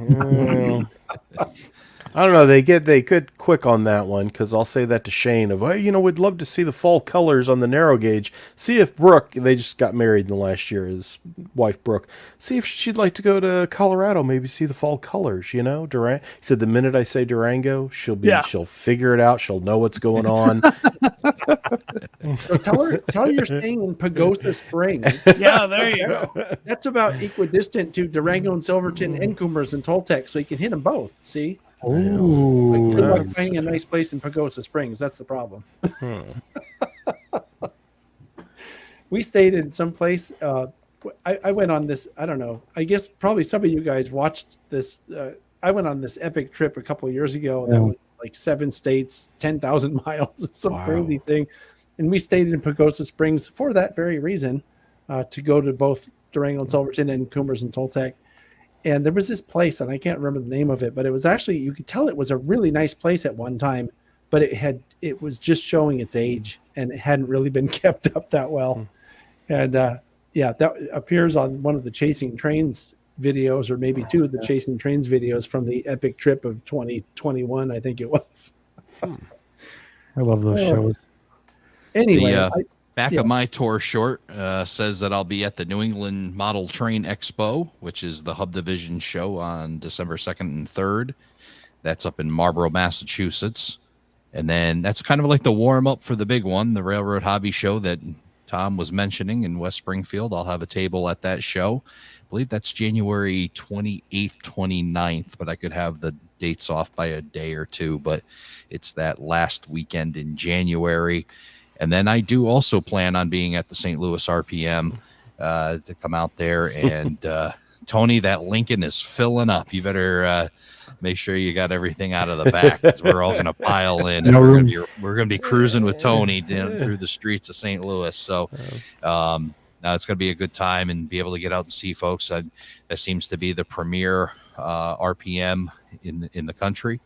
And the chance to hang out with Tony and eat barbecue is just enough to get me over the edge to get a plane ticket and get out there. So that's a great RPM. It's a really fun show. Yeah. Isn't that the only one that's full 2 days? It's Friday, all day Friday, and there's a presentation Friday night, and then Saturday it's through the day, and it usually wraps up at about 4, and they do prize giveaways. But yeah, it's a lot of fun. Tons of manufacturers. Always a good. And the presentations are awesome. The one Mike Brusky from Class 1 did a thing on those depressed center flat cars that I thought was really good.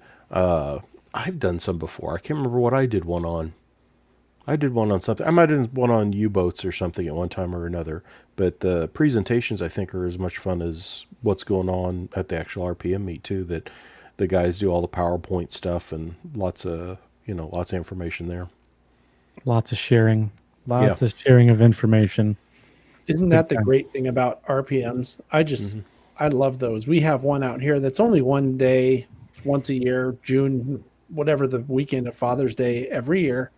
And it's a great meet. I haven't been to it since before COVID, but it's just great. I mean, you can see what people have done, and they're most often on hand. They do some clinics. It's just like a miniature version of the St. Louis one, I guess. So for people who can't get out there, but they are a lot of fun, and it's always good to see what someone has done. And like we were saying earlier, 99.9% of the time, they'll tell you exactly how they did it, so you can try it yourself. It's a great way to learn techniques and learn things to try out at home. You know, they won't all work for everybody, but if you have a place to start, I think it's a good way to go. Anyway, so I'm not getting a lot more questions on here. Should we go around the table one more time for closing statements? And it sounds like a presidential debate or something. Closing arguments. Vote for Tony. This has been a trial. Promise cheap gas and free donuts for everybody. If you vote for me. There you go. Well, John, thank you for having me on the show, and it's again, it's been this hour and 40 some minutes is just flown by, and I think that's one of the things that I absolutely love about being part of this community on YouTube and in the podcast is that you get together with a bunch of like-minded people, and it's so easy to get swept up and just having fun. And I think it really, really brings an added level of enjoyment to my hobby, being able to share with others, but then also being able to be part of this community and talking. And, now that, there's no awkwardness, right? So like if we were to meet, face to face, that whole, first date jitters is out of the way. And, we just talk and hang out like we're lifelong friends. And that's the aspect that I truly love and being able to inspire. So thank you again, John, for having me on the show. I'm glad I could share with this crew tonight. It's been fun. Thank you. Well, thank you. Yeah. And then happy birthday again, John. Thanks for that. It's the second time I've missed that. Happy birthday, John. Yeah, rub it in, Daddy. But don't let me forget, Tom. I hear a lot of people say, well, I'm a video guy. I want to see how to do it. But I like the audio podcast because you can listen to us in your car. You can listen to us on your walks. I go for a walk almost every day. I'm like, okay, what's the newest one from Ray? What's the newest one? You can put it on while you're, Tom Barberley, and put it on while you're working around the layout. And you don't have to, take your interest away to go see how they're gluing on the latest thing. But yeah, and around the layout, you listen to all these guys that you can do it while you're at the workbench. And that's where I really, really enjoy the podcast, and I really find the information. So I know we are in a video-centric world with the other social medias hitting hard, but check out an audio podcast. Just put it in there, put us in the earbuds, and if you want, put it on 2 times speed. It might be more enjoyable. So, but thank you again, John, for this opportunity. Oh, it's my pleasure. Well, it's been an absolute pleasure spending your birthday, John, with my good friends here in the room, and being able to talk to your audience about all of our podcasts. And it's just, I think Tom and Andy, they've hit a lot of great points. Whether you're listening to audio podcasts or you're watching a video podcast, thank you. Thank you for being a part of our community and sharing that. And, and I hope you invite other people as well. If you like a show and you think it could be useful for somebody else, please help spread the word, share it with somebody else and keep the word going. That's what we're here for. We're just here to entertain you and give you some information and, pass along the time while you're working on your models or driving in your car or apparently taking a shower. That's something I've learned tonight. So, wherever the audience is, we're happy to be there. And I think it's absolutely fantastic to be able to share our stories. So thanks, John, for having us. Appreciate that. Well, thank you all for coming. I really appreciate it. And also, Tony, thank you for being the guest co-host. We have a little more business to take care of, but I think I'll send the rest of you guys on your way if you're okay with that. And thank you very much for coming. You are welcome back anytime. We all have know a great we all night. We all have each other's contact information. So hopefully you'll be around when Tony and I wrap up here, and we'll talk in a few minutes. So thank you very much. Have a good one. Thanks, guys. Good night. All right, Tony, that leaves us. We have something else to talk about just for a minute here. And that is December's Talking Trains show. I mean, what else at this time of year do you think of besides, the Christmas tree and the good food and getting together with family, but train sets? And we talked about this recently, and you had invited me to come back in December and talk about train sets. And I said, let's ask the folks, your followers on Facebook, that kind of thing, to let us know, because I get those a lot, especially the HO collector fans that tell me what their first train set was. That was their start in the hobby, whether it's this company, that company, N scale, O scale, HO, that train sets are such an important thing. I thought it would be fun to take a look at a handful of kind of landmark train sets, talk a little bit about the companies and about the train sets, and then have people share too comments on what their first train set was, why it was important to them, what was neat about it. And I guess we're going to do that, in about a month? Yeah, I believe the date is December 20th. Let me check my calendar. I am probably the only one who uses a printed calendar for this stuff, but I just find it's a lot easier to look at stuff. I was right, December 20th. So December 20th at 4 p.m. Pacific time, I'm going to have Tony back on to talk about that stuff. So in the comment section of this video, and I may put a poll or something like that out on the Fans of Talking Trains Facebook page.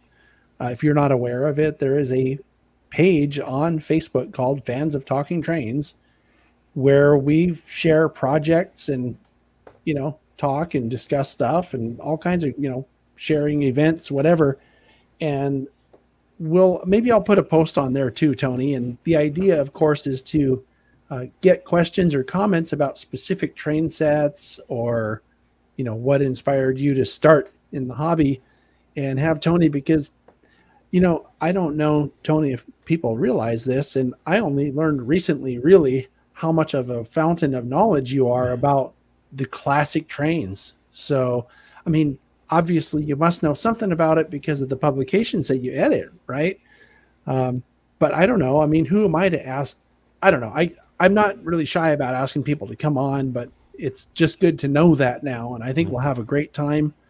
I'm still trying to determine whether to have you on as the guest co-host and just have a discussion, or to have another co-host and make you the featured guest. I'll figure that out between now and then. So, and I'll have images for us to share that night, some classic catalog pages, that kind of stuff where you get to see the things. So it'll be a fun night of nostalgic page turning through old catalogs and, old information on model trains. Back then, I used to memorize the page number of the catalog where the train started. So it'll be a great trip down memory lane, I'm sure. For me, I'll probably see stuff and go, oh, I remember that. That was right next to the one I got. Very fun. Yeah, should be a lot of fun. A great topic. Yeah. So thanks for agreeing to do that too. I think we'll have a lot of fun. And I appreciate you having me on this evening. And as I mentioned early on the show, I've got an offer in honor of John's birthday that if you go to shop.whiteriverproductions.com, you can get an extra discount on a year subscription to Model Railroad News. And that code to put in is TSG10. And that's in like a coupon code as you check out. And that'll get an additional discount on Model Railroad News. So I appreciate being part of the show tonight, John. A lot of fun.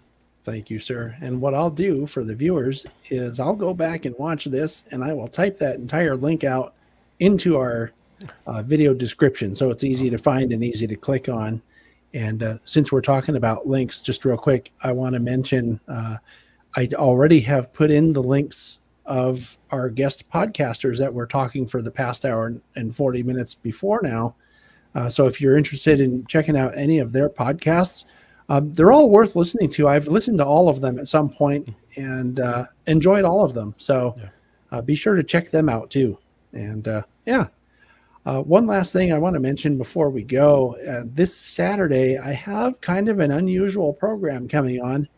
Normally, I'll do the product spotlights on Fridays, but I had a very unusual one that's going to come out on Saturday. So tune in for that at 9 a.m. Saturday morning Pacific time, and you'll see what I mean when it comes on. It's just a very unusual piece. So, very neat. Yeah, you'll probably enjoy that one too, Tony. It's that model I was telling we were talking about. earlier. Oh, wow, cool. Yeah, definitely. Yeah, see, but we're going to keep the viewers in suspense. All right, thanks everybody. Thank you so much, Tony. And I guess we'll catch everybody next month as soon as I figure out where my ending music is. Here it is. I found it. Shall we go now? Thanks a lot, John. Great evening. Thank you.